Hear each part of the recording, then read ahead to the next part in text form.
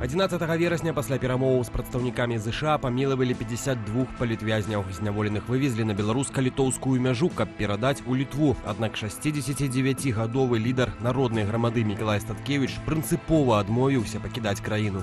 У нейтральнай зоне паміж Беларусю і Літвой палітык літаральна выбіў нагою дзверы аўтобуса і адмовіўся ад прымусовай высылкі. Некалькі гадзінаў ён заставаўся ў нейтральнай паласе пад камерамі відэаназірання, дзе паспеў пагаварыць праз тэлефон з жонкай ды сустрэцца з паплечнікам Еўгенам Вільскім.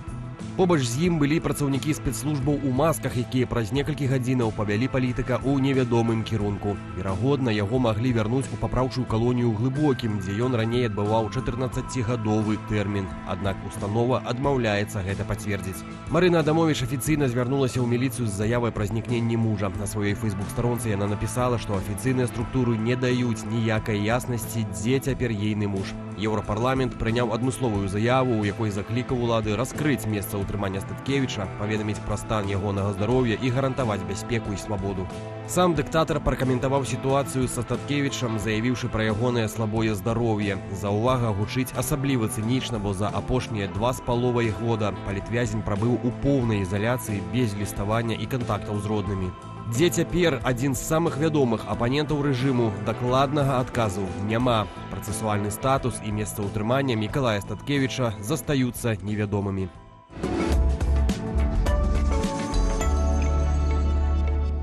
У гэтай гісторыі, вось, калі Мікола Статкевіч вярнуўся ў Беларусь, самае прыкрае, што яго рэчы паехалі ў Вільню. Я думаю, што гэта не самае прыкрае. Ну, для яго гэта прыкра, таму што ён все-таки зрабіў тое, што хацеў, а рэчы паехалі сюды ў Мы разумеем проста так, што сапраўды чалавек, які апынуецца за кратамі і пазбаўлены тых вось асноўных рэчаў, якімі жывуць палітзняволеныя за кратамі, яно пагаршае вельмі моцна яго сітуацыю, робіць яшчэ больш уразлівай. Ну, тыя, хто там быў, кажуць, што без гэтых рэчаў увогуле немагчыма знаходзіцца. І вось у нас тут ёсць сёння ў студыі торба нашага калегі, былога палітвязня Павла Мажэйкі, ён з намі на сувязі. Павел, вітаем.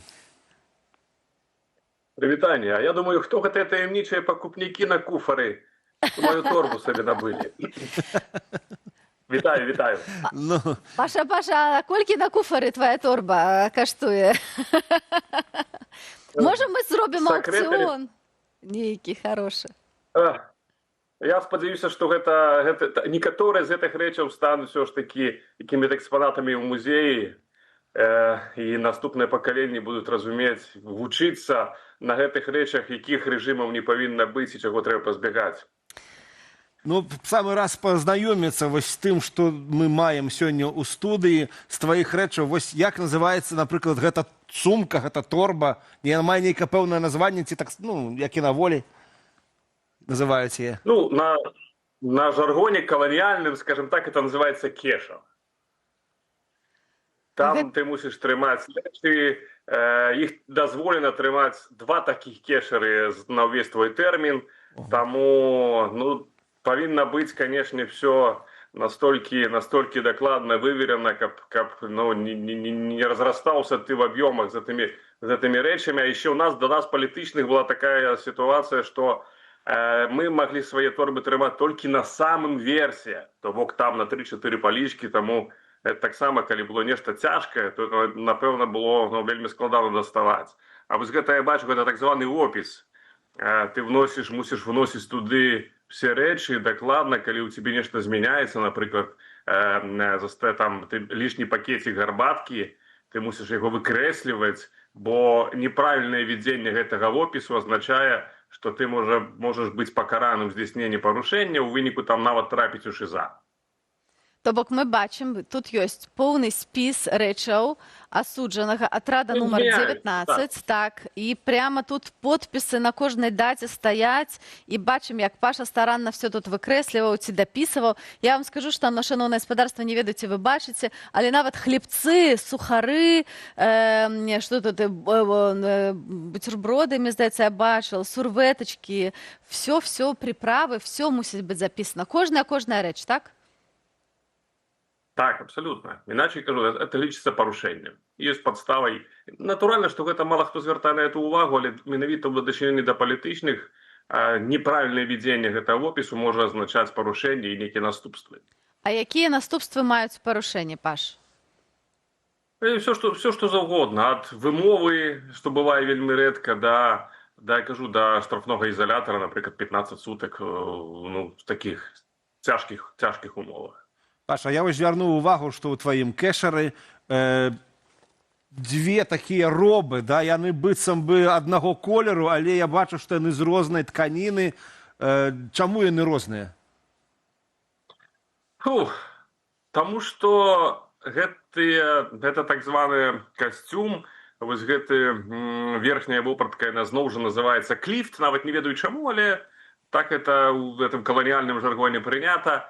Это рэчы, ну, іх табе выдаюць раз на год, натуральна, што ты можаш дзе-то штосьці выйсці з ужытку, і таму ты ўжо сам шукаеш, у кагосьці пазычаеш, альбо нехта выходзіць на волю, табе пакідае. Вось, і таму, ну, такі варыянт, як это сказаць, дабору адной рэчы да другой. Маем славутыя жоўтыя бірачкі. Ого! Так, тут, бачыце, фотаздымак, які робіцца адразу па тваім прыездзе ў эту калонію. Там пазначаны артыкул, па якім ты асуджаны, ну, натуральна, дата нараджэння, тэрмін, колькі табе засталося, ну і па датах пазначана. Вось тут вельмі важны пунктик, это вось это, то, што вы бачыце, ПУ-10, гэта якраз профілактычны ўлік 10, это все, хто асуджаныя па палітычных артыкулах, атрымліваюць гэты знак. Што гэта азначае? Ну, мы заўсёды павінны былі быць на віду, ходзіш у першым шэрагу, вось, і зноў жа гэта азначае большую ўвагу з боку адміністрацыі да цябе, вось, ну і все гэтыя, скажем так, праблемы, якія, напэўна, все чыталі, все чулі, якія маюць палітычныя. А біркі толькі жоўтыя існуюць, ці ёсць там нейкае колеравае кадзіраванне для ўсіх? Белыя бірачкі носяць, скажем так, самыя звычайныя сярэднестатыстычныя зэкі, а жоўтыя якраз гэта, там пазначаецца прафулік, прафулікаў гэтых шмат, ёсць першы, трэці, які выдаюць тым, хто лічыцца паводле міліцыі, там зазвыш агрэсіўны. Вось, таксама ёсць вельмі шмат палітычных, якім даюць гэты трэці прафулік. Ёсць сёмы прафулік, які даюць людзям схільным да суіцыду. Таксама ёсць чырвоныя біркі, гэта тычыцца тых, хто паводле, зноў жа, міліцыі, паводле супрацоўнікаў схільны да пабегу з калоній. Хаця, кажу, на сваім досведзе і паказвае, што гэтыя бірачкі, табе гэтыя колеры могуць выпісваць проста таму, што так трэба. Ну, калі вось два камплекты уніформы гэтых, гэта зразумела. А чаму кіпяцільнікі два? Адзін на штодзень, другі святочны, ці што гэта? Чаго яны два? Ну, гэта зноў жа такія побытавыя правілы. Адзін з кіпяцільнікаў харчовы, то бок ты, напрыклад, можаш там нейкую кашку сабе ці гарохавыя шматкі падагрэць ці дацягнуць іх да добрага стану, а другі абавязкова гэта той, якім ты грэеш воду для, напрыклад, для стіркі, для там мыцца, то бок гэта зноў жа, не ведаю, я не бачу тут такіх-то правіл гігіены, але так прынята ў асяроддзі заключоных, што адзін кіпяцільнік абавязкова для харчовых патрэбаў, а другі для тэхнічных. Типа чыстае, нячыстае, да, гэта вот нешта такое. Паш, і мы глядзім, што ўсе рэчы павінны быць у асобных пакеціках, так, пластыкавых, поліэтыленавых, каб яны, ну, такое правіла, так? Не, гэта вось якраз адбываецца кубак, які зноў жа я падкіну вам слоўца адно з каланіяльнага жаргону, гэта называецца кругаль на тым арго, на той мове. Вось, ну, падпісаны ён павінен быць, таму што зноў жа такія правілы, іначе яго проста могуць, не ведаю, забраць у рэжымны аддзел ці нават выкінуць. Я уяўляю сабе, як нагріваецца такі кругаль, калі ты ў ім кіпяціш воду, заварваеш гарбатку, там, я бачу, што тут гэта ты сам нашыў такую скурачку, такі цюнінг. І каже, Але гэта тюрінг, які вельмі практычны, таму што трэба трымаць гэты гарачы кубак, і сапраўды, каб не пальцем. печыся. Ось, гэта все ратуе. Там жыццё збудавана на масе лайфхакаў, пра якія, не ведаю, ніводзін штучны інтэлект, напэўна, не ведае і не ў стане іх распрацаваць. Ось, і, мне кажется, нагреваецца і застывае хутка таксама, тут свае плюсы і мінусы. Ось бачу, Ну, прынамсі, чаму бачу так тое, ці два, што- то я разумею. А Это як то, тапці што, напэўна, называюцца на жаргоне, на гэтым цурэўным? Іх называюць мільённікі. Напэўна, таму што ў іх можна хадзіць. Ну, я, напрыклад, прахадзіў Як 3 Мерс гады. мільённік быў. 3 Так, гады так, выглядаюць так, як менавіта новыя, так. Паш, я скажу, што, ну, вот шчыра. І такі Гэта якраз новыя, якія выдаюць так званы зноў жа слова з жаргона палажніковы, іх выдаюць як ты паступаеш в эту калонію. Ось, і яны, самі бачыце, не вельмі, скажем так, эрганамічныя. Таму, ну, кожны прыязджае са сваімі тапцямі. Это тое, што калісьці, здаецца, мы ще з вами заспели тое, што называліся в'етнамкі, цяпер гэта мільённікі. Ось, і таму гэта таксама неабходная рэч, таму што ты і штрафны ізалятар мусіш з імі заязджаць, і ў лазню хадзіць в гэтых тапцях, то бок это патрэбная рэч. А вось гэта у чорным кэшары яшчэ ёсць чорная торбачка. Гэта як што чорны дзе когда? кэшар. Чорны мяшок, невядома што ў ім, ці што гэта? Гэта мешок, які я, ну, зноў жа з досведу падрыхтаваў, ён у мяне заўсёды такі трывожны пакет, дзе былі рэчы, ну, цяпер я бачу, што яны раскіданыя, былі рэчы, якія неабходныя для таго, каб адсядзець свой тэрмін у штрафным ізалятары. Там ёсць рэчы, ну, ты ўсяго пазбаўлены, застаецца толькі вось зубная паста, туалетная папера, мыла, рушнік. Рушнік і часцей за ўсё выкарыстоўваецца для таго, каб пакласці пад галаву на тых драўляных нарах. Ось, таму гэта вось якраз тое, што мне... Часцяком даводзілася карыстацца вось гэтым трывожным чамаданчыкам? Ну, вось гэтай торбы чорнай. Двойчы па 15 сутак, то бок 30 дзён адбыў у гэтым штрафным ізалятары, без гэтай торбачкі там цяжкавата. А за што? У спісе гэтым нешта не выкрасліў, ці што?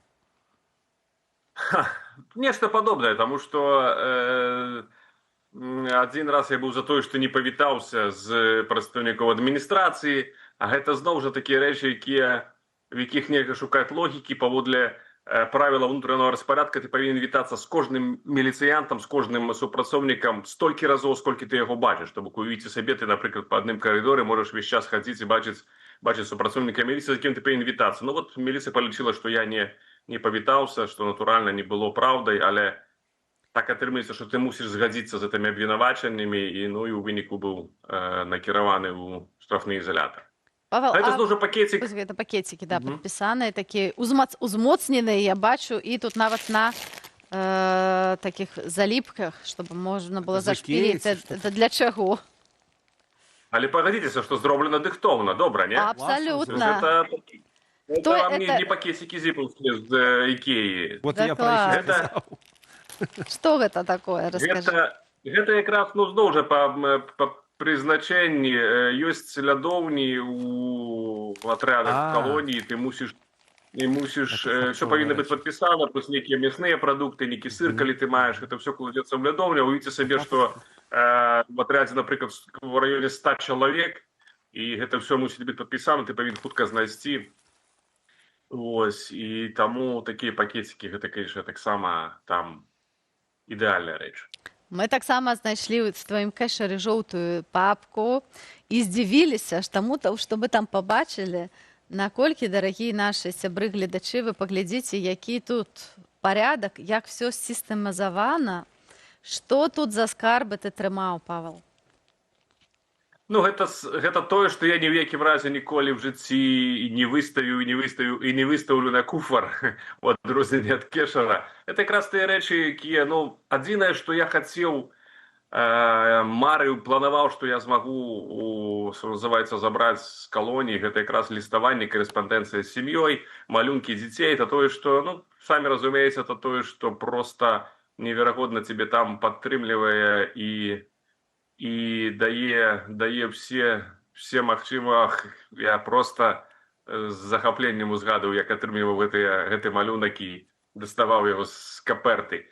Ось, ну, самі разумееце, гэта тое, што без чаго ты псіхалагічна там вельмі цяжка вытрымаць. А калі ты разумееш, што цябе падтрымліваюць з волі, не толькі сябры, але яшчэ і сям'я,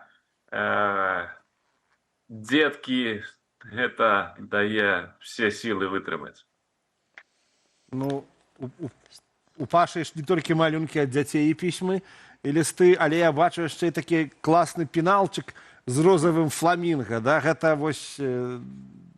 Я падазраю, што гэты пенальчык адбыў ужо некалькі, быў в руках, дакладней, некалькіх зэкаў, і таксама адбыў, можа, не пабаюся сказаць, можа, з добрых дзесятак, а то і 2 гадоў зняволення, таму што гэта рэч, ну, якую, калі чалавек вызваляецца, ён, ну, напрыклад, перадае камусьці далей, бо, ну, самі разумееце, гэта зноў жа трымаць у разы выгодней, чым это раскіданае в гэтых кешарах.